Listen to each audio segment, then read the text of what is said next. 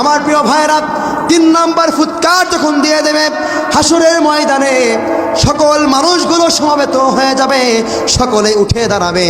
আমার নবীজিকে তার স্ত্রী বলছে, ইয়া রাসূলুল্লাহ, ইয়া হাবিবাল্লাহ হুজুর, সেই সময়ে মানুষগুলো কেমন করে দাঁড়াবে? আমার নবীজি বলছেন, ও আয়েশা রে, ওই সময় মানুষগুলো উলঙ্গ অবস্থায় দাঁড়াবে।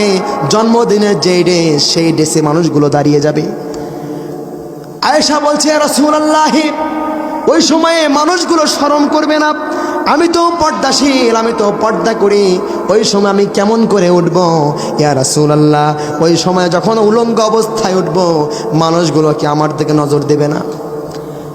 আল্লাহর হাবিব বলছে, তুমি শুনে রাখো, ওই সময়ে মানুষ তোমার দিকে কুদৃষ্টি, কুনজর কখন দেবে?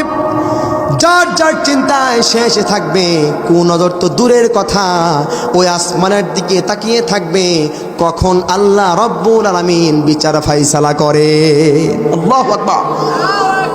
আমার প্রিয় ভাইরা, আপনি কল্পনা করতে পারেন? কেন ইমাজিন, আপনি কি একবার কল্পনা করতে পারেন সেই দিনটি কেমন হবে?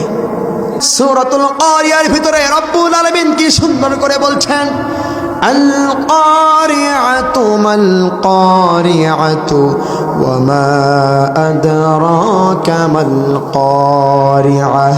আল্লাহু আকবার। আল্লাহ রব্বুল আলামিন বলছেন নবীকে, ইয়া রাসূলুল্লাহ, ইয়া হাবিবাল্লাহ হুজুর, এই কিয়ামতের দৃশ্যটা কেমন হবে? শুনুন গো ইয়া রাসূলুল্লাহ, শুনেন। আমার রাসূলকে বললেন, আল কারিয়া, মহা দুর্ঘটনা। আমার রাসূলুল্লাহ পাককে বললেন, ওগো আল্লাহ, কি সেই মহা দুর্ঘটনা? আল্লাহ রব্বুল আলামিন নাজিল করে দিলেন, ওয়ামা আদরাকা মাল কারিআহ।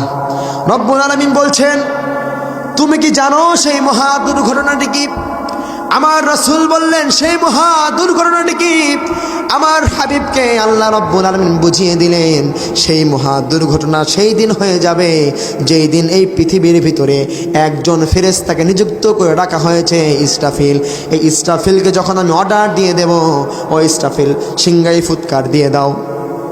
ইসরাফিল সঙ্গে সঙ্গে সিংহায় ফুৎকার দিয়ে দেবে।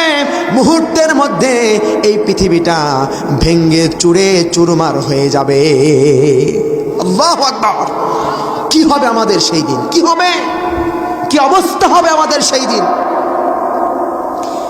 হয়তো অনেকেই মনে করতে পারেন, হুজুর, সেই দিন তো কিয়ামত হবে।